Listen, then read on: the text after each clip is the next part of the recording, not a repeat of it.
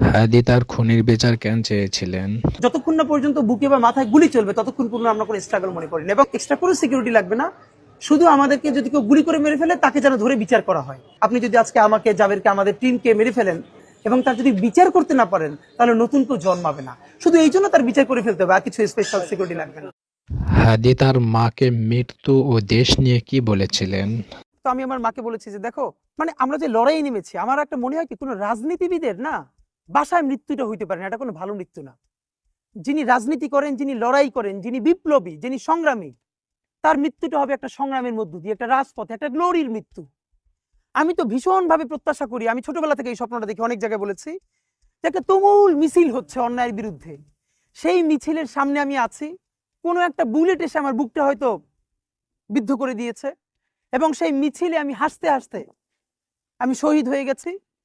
এবং সবাই যখন মৃত্যুটাকে ভীষণ ভয় পায়, আমি তখন হাসতে হাসতে আল্লাহর কাছে ভীষণ সন্তুষ্টি নিয়ে পৌঁছতে চাই যে আমি একটা ন্যূনতম ওই জীবনটা লিড করতে পারলাম, যে আমি একটা ইনসাফের হাসি নিয়ে আমি আমার আল্লাহর কাছে পৌঁছতে চাই। বিএনপিকে যে সতর্ক করে গেছেন, সাধারণ শিক্ষার্থীর নামে অমুক, এগুলো কি ভাই? আওয়ামী লীগের মতো ভুল করেন না। আওয়ামী লীগ এই কেসটা করছিল, আওয়ামী লীগ রাজাকার করতে করতে কি হয়েছে দেখেন না, কি ইন্ডিয়া পালান লাগছে। আপনারাও হরে ধরে সবাই শিবির বলতে বলতে, গুপ্ত বলতে বলতে কোথায় যে পালাইবেন পথ পাবেন না। এর কারণ ইতিমধ্যে আওয়ামী লীগের এক নেতা উত্তরা থানার ওসিরে ফোন করে বলছে যে আমরা তো ইন্ডিয়া পালাইতে পারছি, ওরা কিন্তু ইন্ডিয়াও যাইতে পারবে না। জুলাই ব্যর্থ হলে আওয়ামী লীগ কামব্যাক করলে কে মাইর খাবে?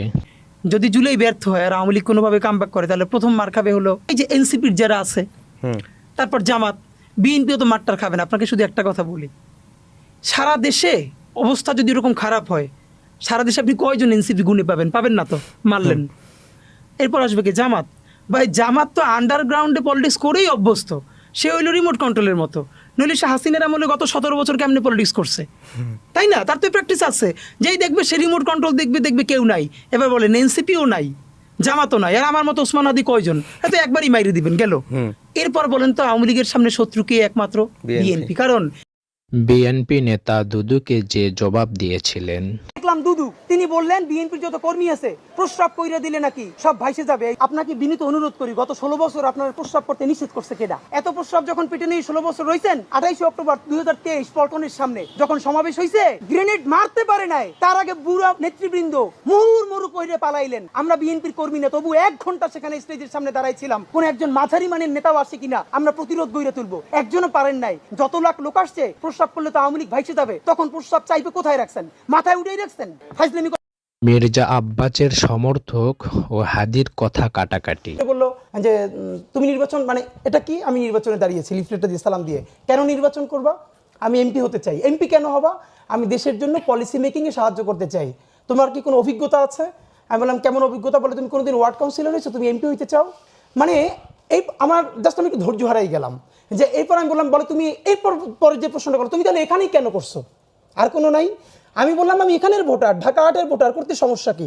এরপর সে আমাকে বললো যে তুমি কি ওয়ার্ড কাউন্সিলর হয়েছো? আমি বলি ওয়ার্ড কাউন্সিলর আর এমপির কাছ তো এক না, আমি ওয়ার্ড কাউন্সিলর কেন? তারপর আমি বললাম আমি শুরু করছি এমপি দিয়ে, আমি তো একদিন জাতিসংঘের মহাসচিব হইতে চাই, সমস্যা নাই তো। তারপর সে দেখলাম খুবই ট্রিগার্ড হয়ে গেছে।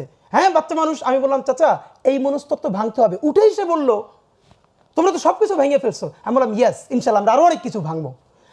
হাদির কথাগুলো আপনাদেরকে ভালো লাগলে অবশ্যই লাইক কমেন্ট করবেন ইনশাআল্লাহ।